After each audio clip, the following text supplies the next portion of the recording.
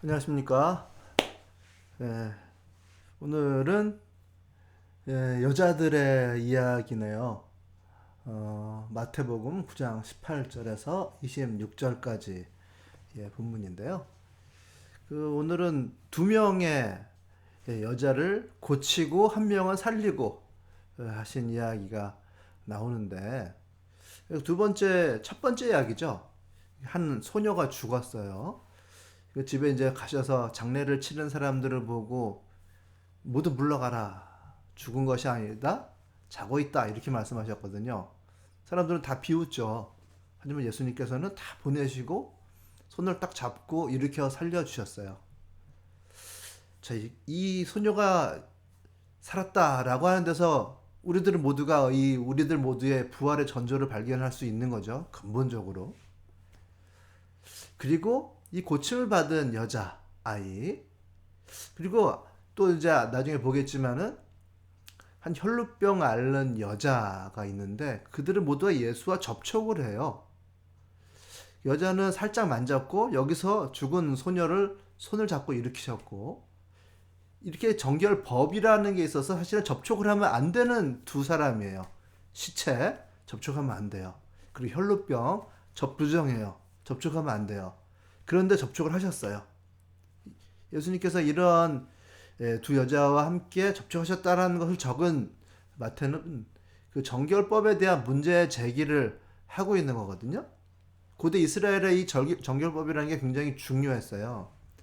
이스라엘 백성들이 일상생활에서 아주 정결하게 거룩하게 살도록 하는 생활법이에요. 그 정결법을 좀 알아볼 필요가 있는데, 정결법은 거룩의 요구에서 출발해요.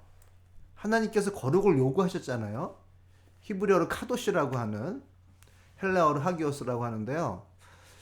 잘라내는 거, 분리하는 것을 의미해요. 거룩이라는 것은.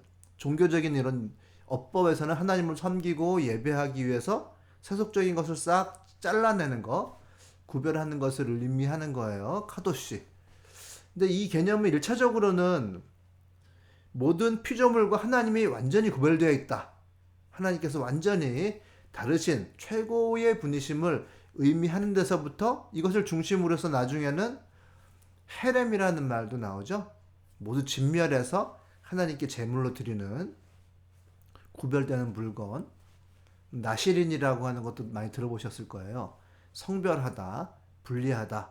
그래서 머리를 자르지 않는, 그래서 하나님께서 특별하게 일을 맡겨주시는 삼손 같은 사람이죠.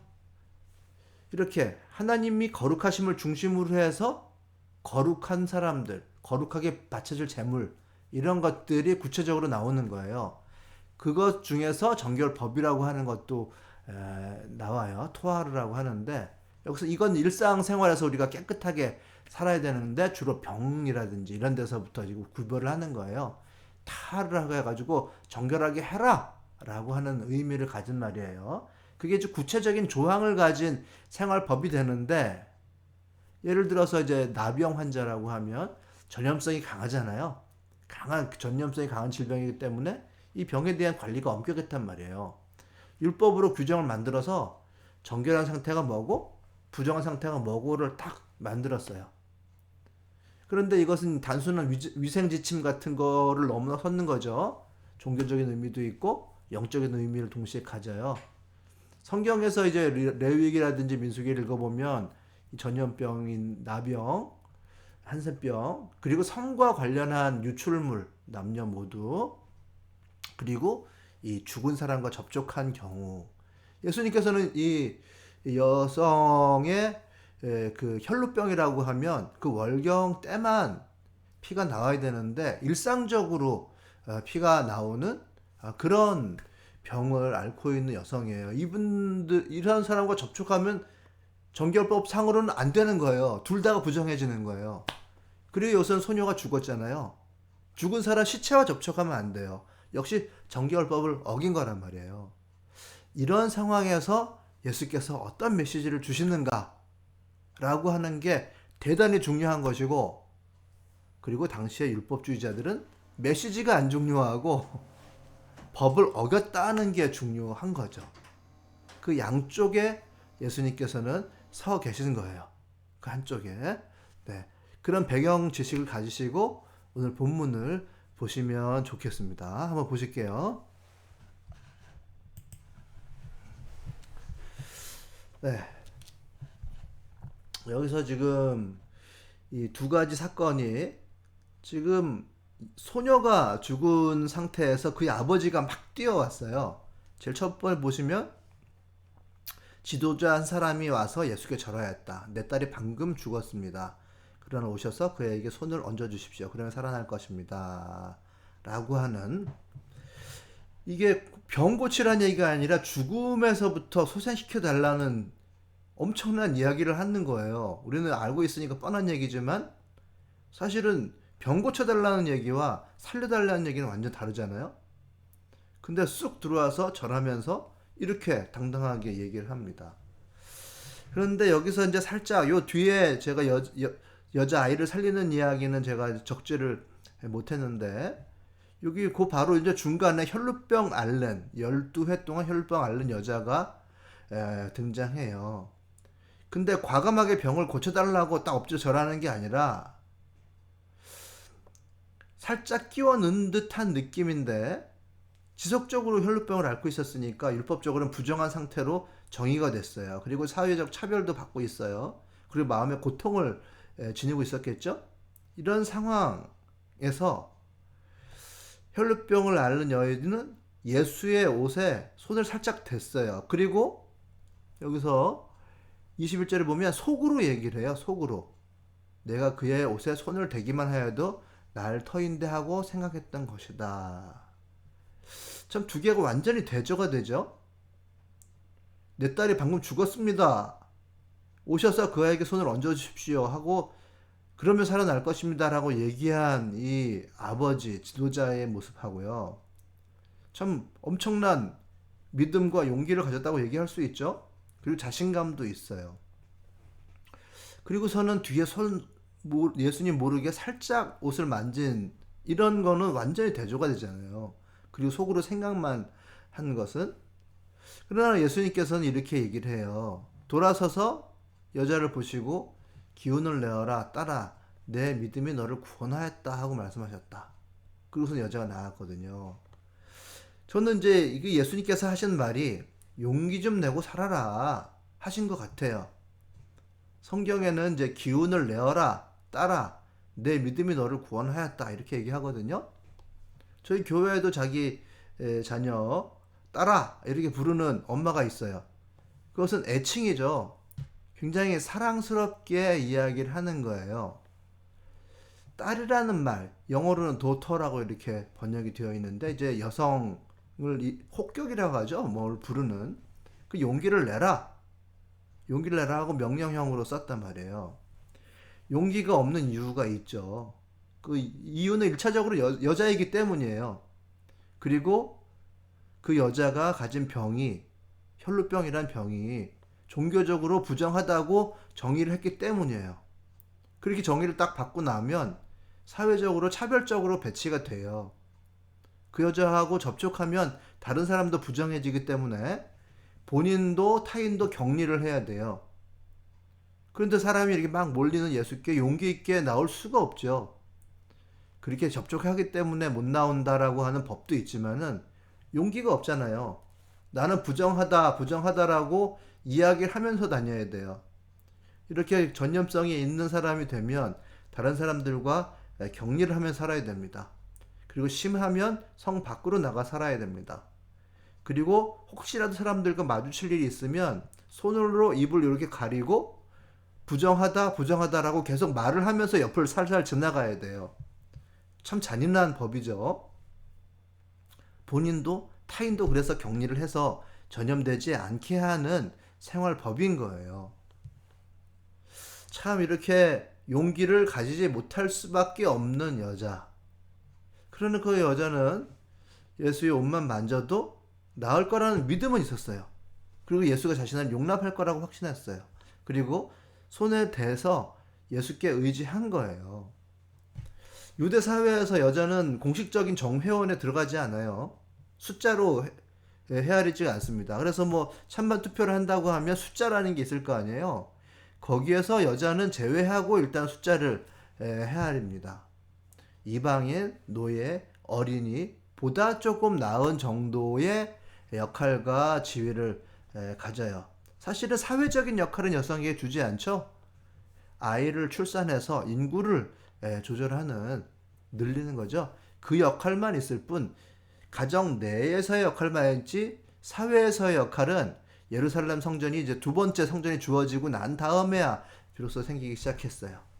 스스로 낮은 계급이라고 생각할 수밖에 없었고, 그렇게 생각하면 용기가 없고 예수께 과감하게 나아갈 수가 없죠.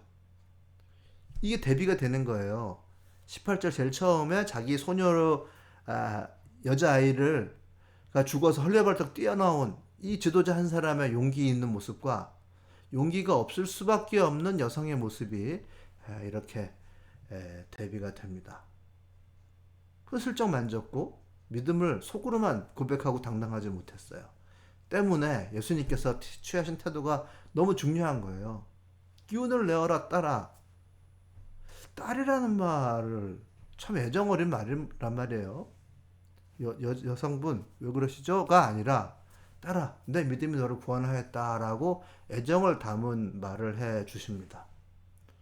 그 마치 자신에게 당당하게 죽은 딸을 살려내라고 찾아온 지도자이면서 아버지가 그 자기 딸을 살려내고 싶어가지고 예수께 과감하게 청하듯이 예수님도 딸아라고 했으면 내가 너의 아버지다 이렇게 되는 거잖아요. 논리적으로. 그렇잖아요. 딸아라 불렀으면 그 사람은 딸이고 내가 아버지잖아요. 그 여자에게 그 아버지처럼 그 큰 보호자처럼 대접을 해주신 거예요. 그 지도자인 아버지는 자기 딸을 살리기 위해서 그렇게 당당하듯이 내가 너의 아버지이다. 너도 당당해라. 내가 너를 보호해 주겠다. 이렇게 얘기해 주신 거죠. 그리고 너도 이제 용기 좀 내라. 스스로 존중해라. 그럴만하다 너. 아무것도 아닌 사람 아니다. 라고 이렇게 얘기를 해 주십니다. 그 죽은 소녀를 살리신 것도 죽은 소녀를 요 본문은 제가 적어놓지는 않았는데 26절까지 이제 쭉 읽어보세요. 가셔서 이제 사람들이 막 피리를 불고 곡하고 있으니까 야 죽은 것이 아니다 자고 있다 라고 이렇게 얘기하니까 사람들이 막 비웃었어요. 그러나 예수께서는 그들을 다 보내십니다. 그리고서는 손을 잡아서 일으키니까 여자가 벌떡 일어나서 살아났어요. 자, 이 여자아이를 살리신 것도 굉장히 특별한 일이에요. 예수님이 이 소녀를 살려주셨기 때문에 그 제자들과 신자들의 뒤를 이은 우리들도 여성의 인권을 존중하고 교회 내에서 남녀를 차별하지 않고 당당하게 선언하고 그리고 여자, 남자 모두가 마지막에는 다시 부활할 것이라고 하는 것을 우리들 마음속에서 그렇게 믿고 있잖아요. 유대 사회에서는 아이들의 죽음은 지금보다 많았어요. 그리고 특별히 출생 후에 남자 아이에 비해서 여자 아기는 소홀하게 대하는 경우도 많았고 요즘처럼 경찰이나 이런 데서 엄격하게 아이들의 생존을 이렇게 관찰하고 옆에서 신고하고 이러진 않았단 말이죠. 그런 법적 장치가 없었기 때문에 유기되는 일도 엄청나게 많았을 것이라고 추측을 해요. 특별히 여자아이가 태어났을 경우에. 여성 자체의 지위가 낮았기 때문이에요. 1세기 그 유대교에서 여성을 남성의 소유물로 결혼했을 때 동등하게 물론 서로 사랑이라고 한 측면도 있지만 법적으로는 여성들은 소유물로 여겼어요. 그래서 여성에게 출산 이외의 사회적 직업이 없었습니다. 권리도 없고 교육도 받지 못하고 그런 동양적인 가부장적인 전통 아래 있었어요. 물론 이제 신구약 중간기로 가면서 헬레니즘과 만나면서 여성의 지위와 교육 이런 인식이 개선되기도 했어요. 그러나 반발이 많죠. 유대교 내부에서 여성의 지위가 상승해야 된다. 역할을 줘야 된다. 교육시켜야 된다. 이런데 부정적인 반응을 보이고 아주 반동적으로 보수적으로 가려고 하는 이런 그런 기운들도 많이 있었습니다. 어쨌든 돌아와서 이 여성의 지위는 굉장히 낮았다. 그리고 여자 아이의 지위는 정말 낮은 거예요. 그럼에도 불구하고 예수님은 이 아이의 집에 들어가서 장례를 치르는 사람들을 다 물리치시고 손을 잡고 이렇게 일으켜 세워 주셨습니다. 이렇게 세워 주셨기 때문에 우리들도 나도 이렇게 부활할 수 있구나 라고 하는 거 하나를 우리가 근본적으로 알 수 있고요. 그리고 정결법이라고 하는 거, 특별히 여기서 고침받은 여자들 모두가 접촉하잖아요. 이것이 문제가 있구나 라고 하는 것을 우리가 알게 되는 것입니다. 네, 오늘 제가 여기서 정결법을 다루지는 못하지만 예수님께서 이 여자들을 어떻게 다루셨는가, 어떻게 보셨는가, 어떻게 대하셨는가 라고 하는 것을 우리가 오늘 본문에서는 특별히 한번 생각해 보면 좋을 것 같습니다. 하나님께서는 남자들만 따로 특별하게 구분해서 너희들은 괜찮고 여자들은 조금 차별해서 아니다. 건강한 자들은 예배 드릴 수 있지만 질병인 사람들은 예배 드릴 수 없다. 이렇게 구별하신 것이 아니라 우리들 신자들 모든 자들을 거룩한 자로 불러주셨다라고 하는 결론만을 말씀드리겠습니다. 거룩한 자, 성도라고 얘기하죠. 우리 모두가 남녀노소 구분할 것 없이 모두 다 하나님께서는 거룩한 자로 불러주셨다라고 하는 것을 특별히 말씀드리면서 오늘 본문 해설을 좀 마치도록 하겠습니다. 네, 감사합니다.